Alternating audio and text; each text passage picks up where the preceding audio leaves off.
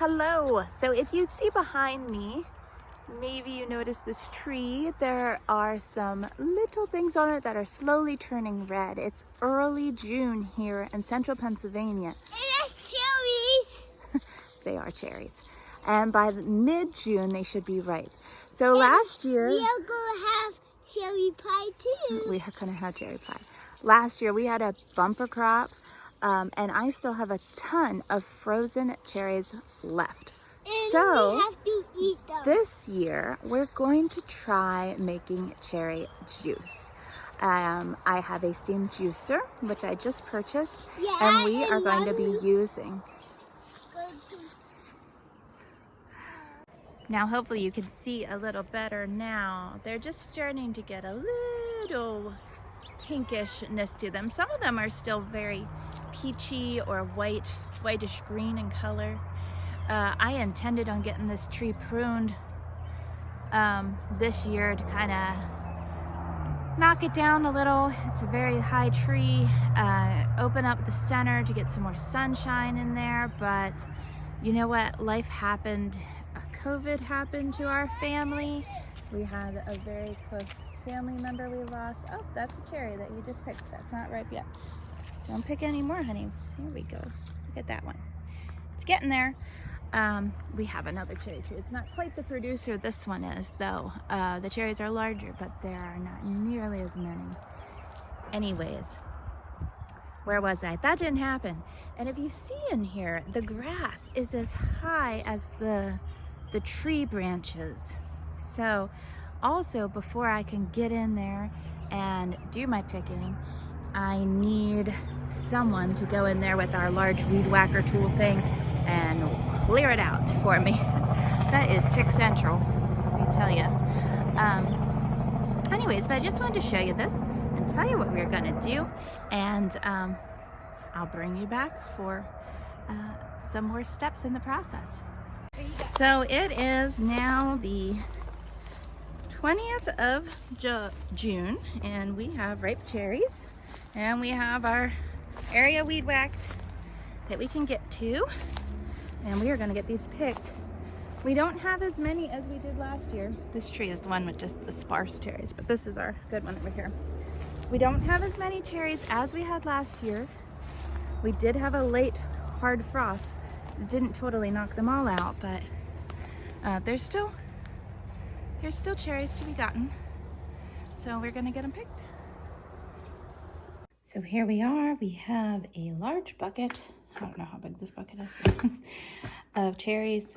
We are still picking some more out there, but I'm going to get started on making juice.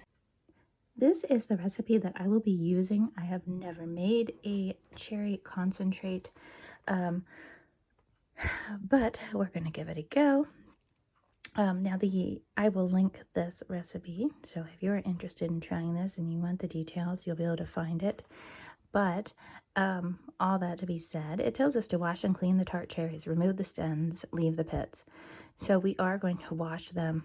We are going to leave the stems and the pits because I'm going to be using a steam juicer. So I will juice the cherries in 4-pound increments. So I might do a double batch, maybe 8 pounds or 4. I have to weigh what I have down there.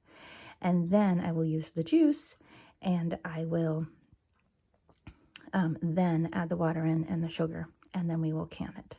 Okay, so easy trick to figure out how much we have here in our cherries. I'm gonna weigh an empty bucket.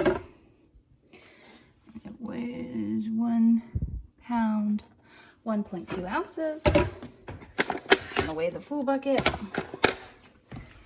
It weighs, I can't quite read it. What's it weigh? Why is it saying EEE? You know why? It's too heavy.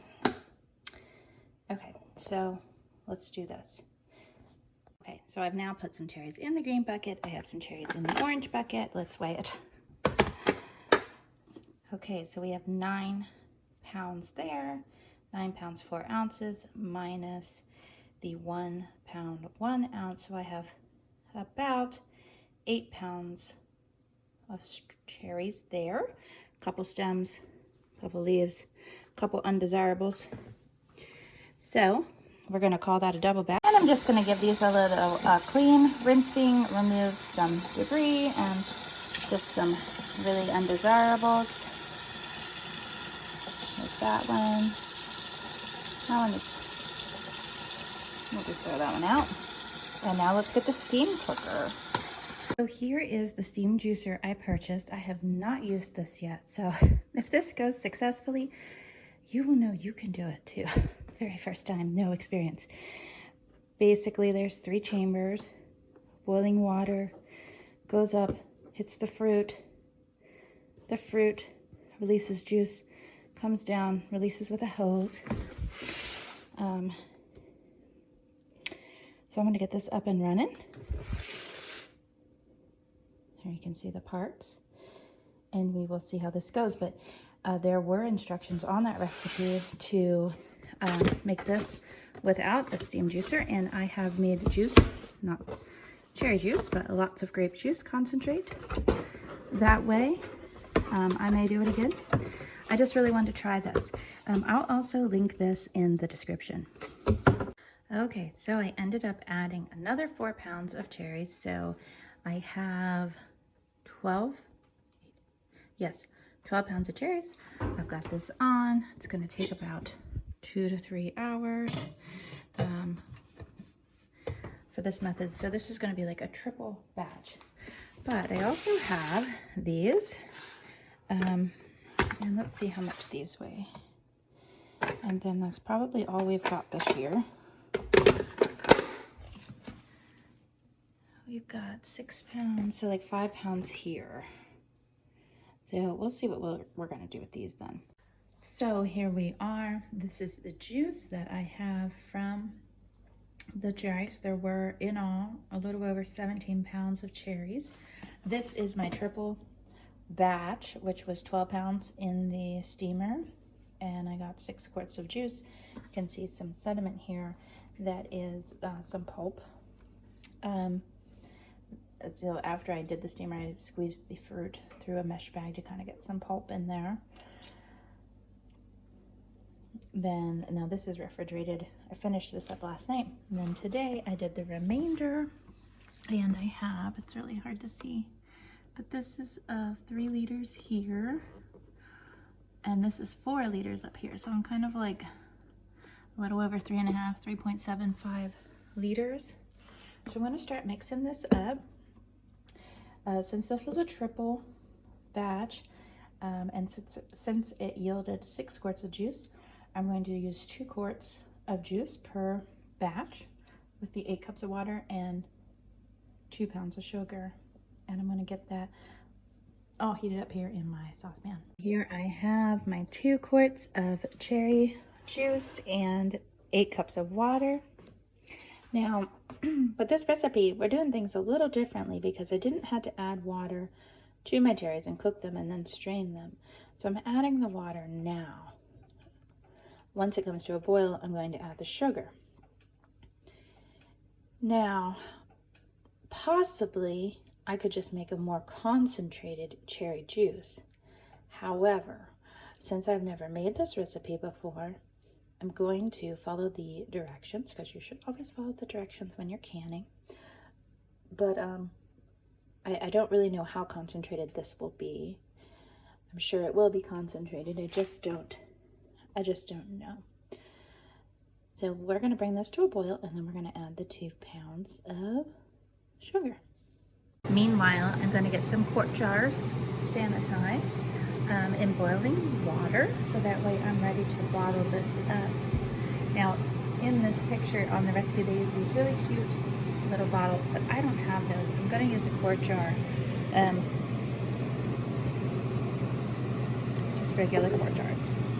Okay, so our water and cherry juice is boiling. We're going to add the sugar, and it smells like straight up cherry pie in here. There it goes. Give it a stir.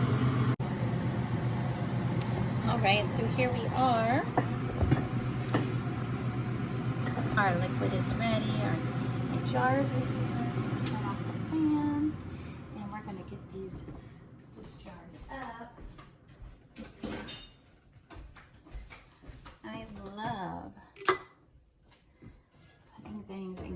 jars. I don't know why. It's not so much the action, but I just love what it looks like in the jar. So I did sanitize 7 jars, but I left 3 in the boiling water because I don't think I have 7 quarts worth of concentrate here. But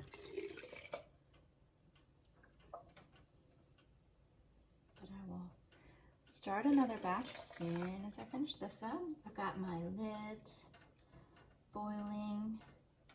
Now these are to water bath for 10 minutes. No mention of headspace in the recipe. I'm gonna do a 1/4 inch.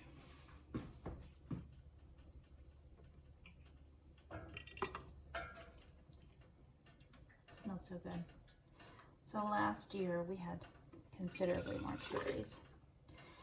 And I froze a ton of cherries, and I also made a cherry jelly that tasted just like cherry pie filling. And we are still enjoying that. We still have plenty of that left. So that is why we opted for the juice concentrate this year.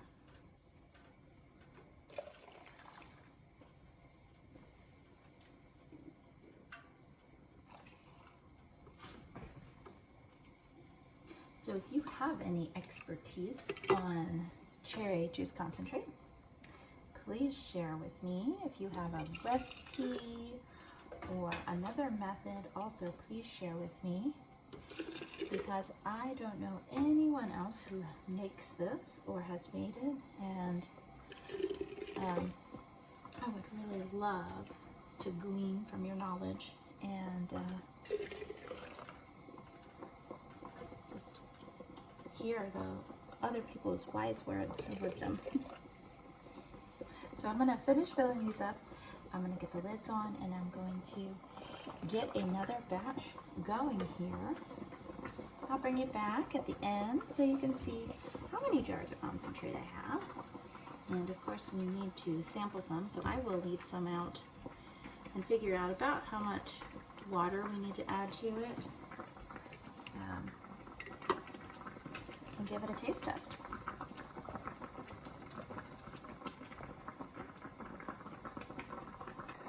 I can turn this off. It refuses to shut off. It wants to stay with me. I ended up with 20 quart jars. They're not all here, some are over there. You can see there is a color difference here. So the batch that resulted in these was from a different tree with a different cherry. So I'm guessing it just made a redder juice.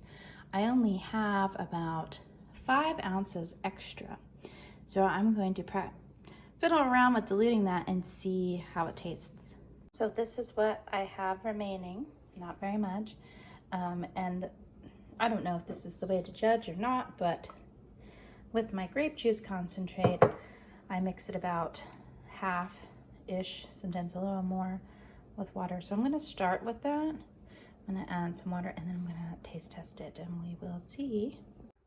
So that is about the same amount of water added. It's still a beautiful red color. Let me see how it tastes. You can take a look at my backyard.